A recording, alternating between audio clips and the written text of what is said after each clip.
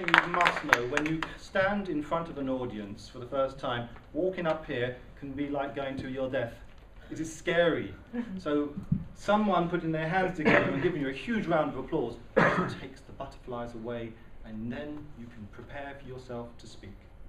So good evening, fellow Toastmasters and most welcome guests. My topic tonight is building a team.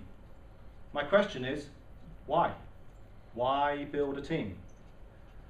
I will answer that question, and I'll also answer another question: how to go about building a team. And then I've got a challenge for each and every one of you. So, why build a team? When I joined Toastmasters, I joined because I wanted to be comfortable to stand in front of an audience and speak. Little did I know that there were so many different parts to doing that. How do you stand? We've been hearing about holding and clasping hands.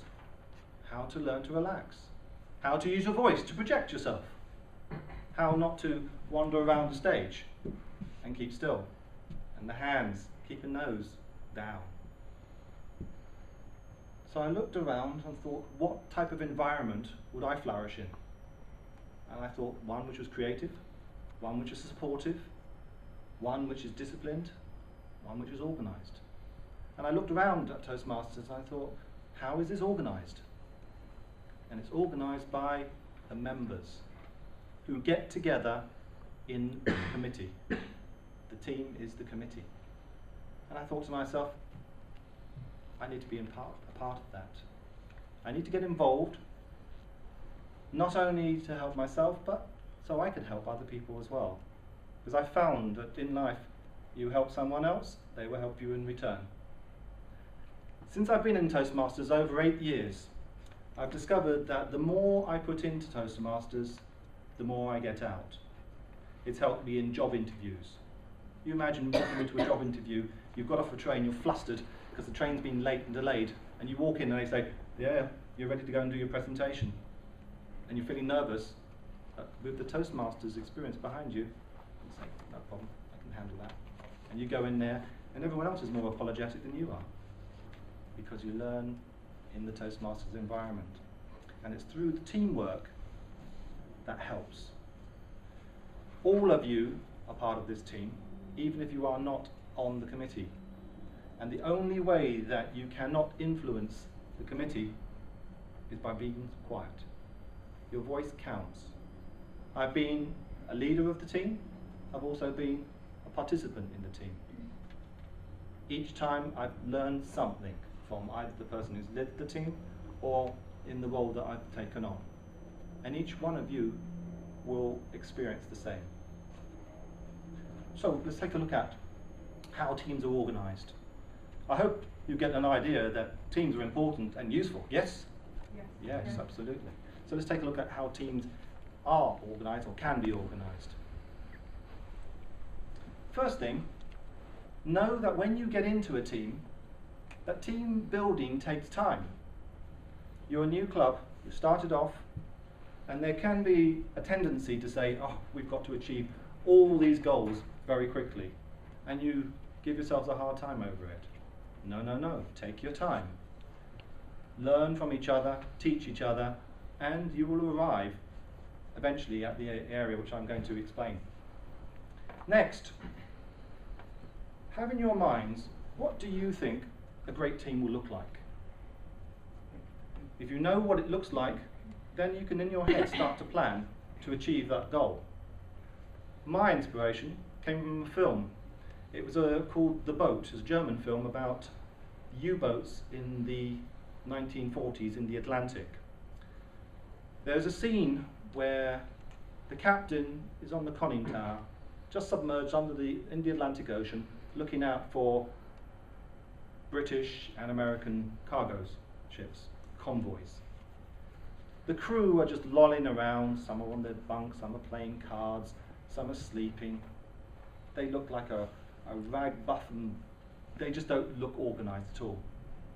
Suddenly the captain spots a convoy in the distance, and he gives the sound, battle stations.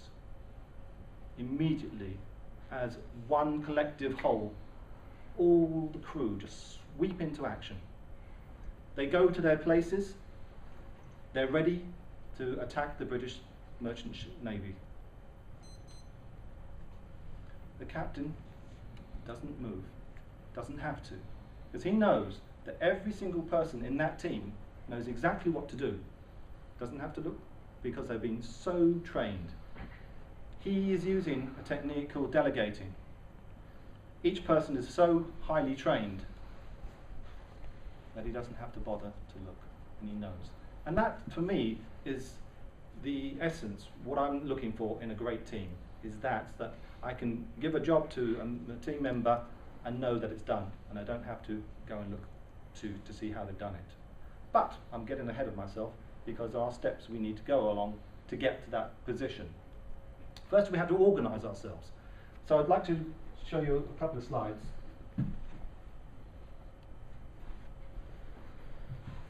about how you might go about organising your team. In Toastmasters, we are set a challenge by Toastmasters in the United States.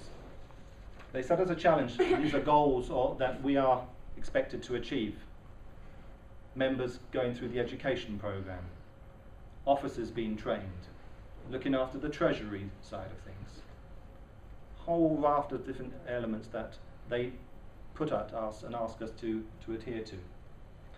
Knowing that we have some goals, when we get together with our team, the first thing we need to do is develop a plan. How are we going to achieve those goals? The team will meet together to discuss, these are our options this year, and given that you are a law school, that you have holidays, you have to factor all those elements in. Then, once you have developed your plan, you need to break it down in who's going to do what and when. Because yes, you've got lots of different goals, but not all of them need to be developed at the same time. Some can be at Christmas, some can be in March.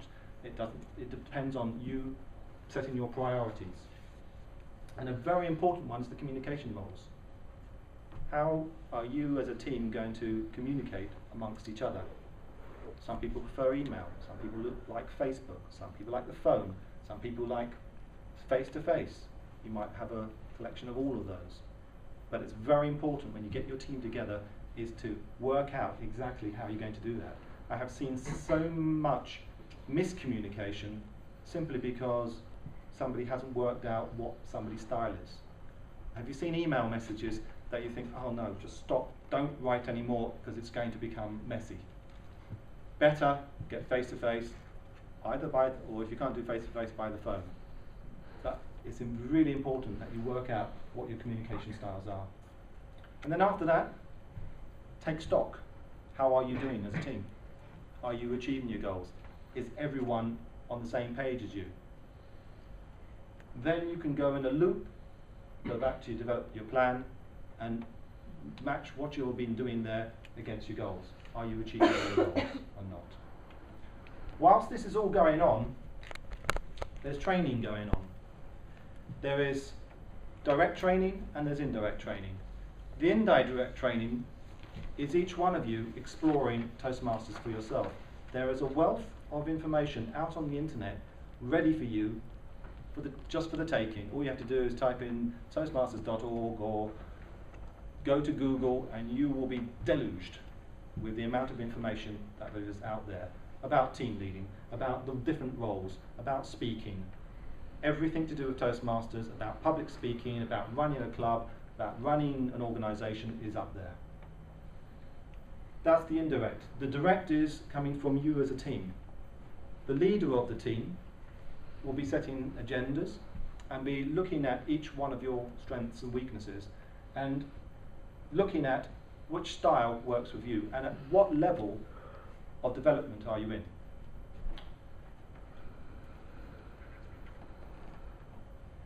This comes from the work of Ken Blanchard. I don't know if some of you have come across him, the 1 Minute Manager series. This is called Situational Leadership. And what he's looking at is that each team goes through different stages. And it's not a linear stage that you go from directing through to delegating. It's a live, breathing type of situation where you can go backwards and forwards. So for example, you're a brand new team. Some of you will have more experience in running an organisation than others. So the leader may say, for this person, this person just needs a lot of delegating. This is how you do it, go do it. This is how you do it, go do it, until the person has got the idea of how to do that particular role. With somebody else, they may decide to go directly into the next phase, which is the coaching area. So you know how to do your role. How about trying this? How about trying that? Or I would suggest you do this to your role, and so on. Quickly, this can move into another area called supporting, is where the person does know the role very well, and all you're doing there is then anything I can do to help. And last of all, the delegating, where you've given the person the role. I had an example last year where a new member joined the club, very enthusiastic, knew nothing about Toastmasters. He took on the VPE role, the Vice President Education, a big role, and it could and can overwhelm people. So my first task was to break down the role into small chunks. This is how you do it, go do it. Once he'd mastered those, we quickly moved into the coaching, where I was feeding back, he was feeding back to me, what else do you do? Then I went back to delegating, because there were other things part of the role. Once he mastered that, then we went back to coaching. Then we wanted to supporting. And then we went back to coaching as he started to build up the role. I was giving him smaller chunks and chunks and chunks. So the question that's going to come is, so what happens when we have a novice who's a leader of the team? Well, the leader has access to a wealth of people within the Toastmasters organisation. I'm one of them, Ash is another. We are here to help. And what you will find, there's over 35 clubs in the London area, and you will find in subsequent meetings, other members from other clubs will come to lend their support. Because we are a big family, and this is what we're here for. We grow as you grow. I hate to see a club fail, because it means I'm failing. So we like to help as much as we possibly can. So back to our last slide. You can see there's a whole area that running a club, running a team, can have a great benefit for all of you. Here's my challenge for all of you. It's not just those of you who have signed up for the committee who has an influence. You all do. And I mentioned at the outset, only those of you who say nothing will have no influence. The rest of you will have a tremendous influence. So I would hope at the end of this evening, those of you who are considering to sign up for those committee roles will be jumping to do it now. And those of you who are saying, oh, I'm not sure, too busy, might want to take stock at their time management skills and say, actually, what's more important? Being able to sell myself as a lawyer or whatever it is you're going to be doing with law once you finish here, which I hope you're going to want to do that. Take the opportunity. It's like being given £20. It's just amazing what you can get out of Toastmasters. So I commend all of you, get involved in the committee, get involved in the club. And I'm going to pass back to our Toastmaster.